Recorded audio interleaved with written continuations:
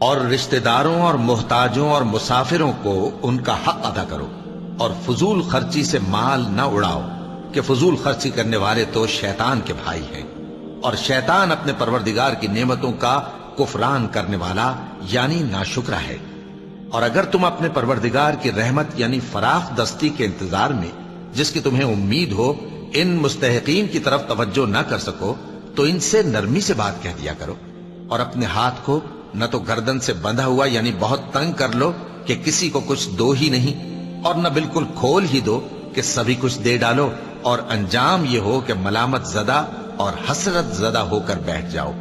بے شک تمہارا پروردگار جس کی روزی چاہتا ہے فراخ کر دیتا ہے، اور جس کی روزی چاہتا ہے تنگ کر دیتا ہے۔